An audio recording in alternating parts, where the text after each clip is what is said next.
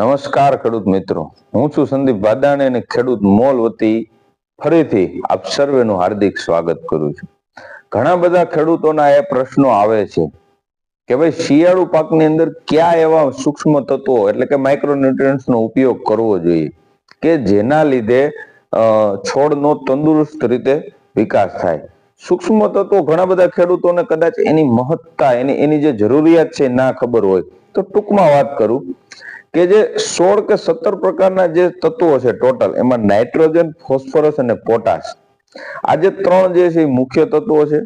Calcium, magnesium અને sulphur આ જે છે ગૌણ તત્વો છે. એના સિવાય આ 6 તત્વોની સામે બીજા 6 તત્વો છે: zinc, boron, ferrous, molybdenum, manganese, copper.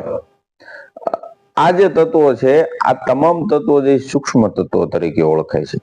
આ સૂક્ષ્મ તત્વોની જેટલી જરૂરિયાત નાઇટ્રોજન, ફોસ્ફરસ અને પોટાશ, કેલ્શિયમ, મેગ્નેશિયમ અને સલ્ફર આ મુખ્ય તત્વો અને ગૌણ તત્વોની છે એટલી જ જરૂરિયાત આની છે, પણ એની જરૂરિયાત ખૂબ જ ઓછી છે.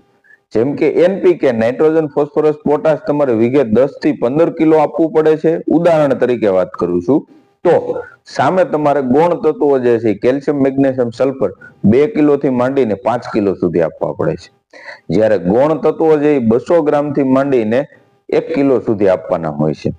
તો આ જે કારણ છે એની બધાની પોતપોતાની જરૂરિયાતો છે.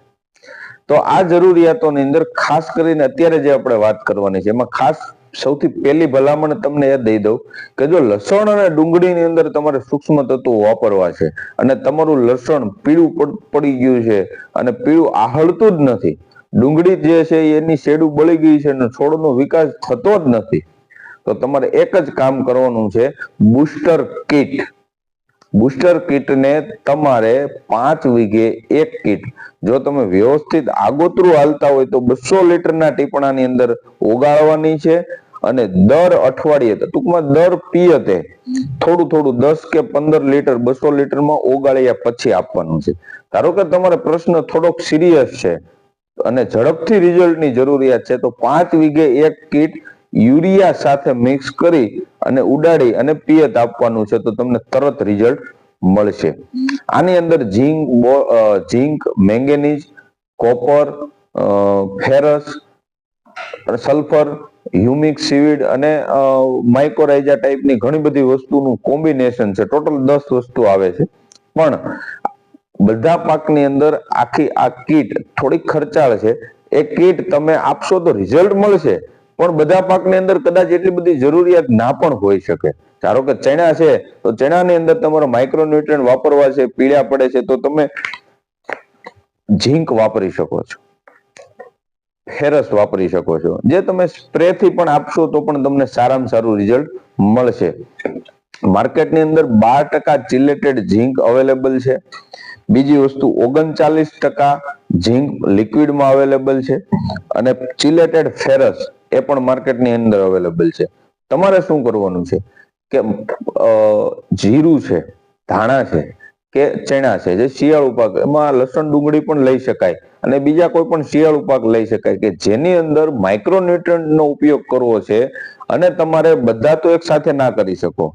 જેમ કે બુસ્ટર કીટ વાપરશો તો બધા આવશે, પણ એ બધાની અત્યારે કદાચ તમામ પાકની અંદર જરૂર પણ નથી. તો જ્યાં જરૂર છે ત્યાં બુસ્ટર કીટ વાપરો, જ્યાં જરૂર નથી અને ખાલી સ્પ્રે થી પતે એમ હોય તો તમે ચિલેટેડ ફેરસ લ્યો અથવા તો ઝિંક લ્યો, કોઈ પણ 39% ઝિંક અથવા તો 12% ચિલેટેડ ઝિંક લઈ અને જો વ્યવસ્થિત ઉપયોગ કરશો તો છોડનો તંદુરસ્ત વિકાસ જળવાઈ રહેશે, સારું ફ્લાવરિંગ રહેશે, એકદમ કલર રહેશે, લીલો રહેશે. પ્રકાશ સંશ્લેષણની એટલે કે જીવરસ જે કહેવાય, પ્રકાશ સંશ્લેષણની ક્રિયા કર્યા પછી જે ક્લોરોફિલ કન્ટેન્ટ છે એના લીધે છોડની લીલાશ એટલે કે ગ્રીનરી જળવાઈ રહેતી હોય. એ જે ક્લોરોફિલ જે છે એને આપણી ભાષામાં આપણે જીવરસ કહીએ, તો એ જે જીવરસનું પ્રમાણ જે છે એ છોડની અંદર સૌથી વધારે વધશે અને છોડ એકદમ લીલો અને તંદુરસ્ત રીતે આગળ વધશે અને ઘણા નાના મોટા જે રોગો આવે છે એ રોગો તો અગાઉથી જ દૂર રહેશે, કારણ કે તમે યોગ્ય સમયે વ્યવસ્થિત સારા માઇક્રોન્યુટ્રિયન્ટનો ઉપયોગ કર્યો છે. ખાસ ફરી એકવાર ચિલેટેડ ફેરસ, અત્યારે હું તમને જે બતાવું છું એ ફિનોલેક્સ નું ચિલેટેડ ફેરસ છે. સારી ક્વોલિટીમાં છે. ઘણી બધી કંપની પણ આવી જ સારી ક્વોલિટી બનાવે છે, તો તમે એ પણ ઉપયોગ કરી શકો છો. ટેકનિકલ સાથે કંપનીની વાત એટલા માટે કરું છું કે તમે માર્કેટની અંદર લેવા જાવ તો ક્યાંય અટવાવ નહીં. બાકી 39% અત્યારે સેતુનું રેવા ફર્ટિલાઇઝરનું ઝીંક છે, સારી ક્વોલિટી છે. આના સિવાય પણ ઘણી બધી કંપનીનું સારી ક્વોલિટીનું ઝીંક મળે છે. આ ન્યુટ્રીબિલ્ડ રાકોલ્ટોનું ઝીંક છે, નામથી સારી ક્વોલિટીનું ચાલે છે માર્કેટની અંદર, પણ તમે આના સિવાય પણ કોઈ સારી કંપનીનું વાપરી શકો છો. તો ખાસ ખેડૂત મિત્રો, ઝીંક અને ફેરસ શિયાળુ પાકની અંદર ચોક્કસથી વાપરજો. 100% ની 110% સારો ફાયદો થશે. આભાર.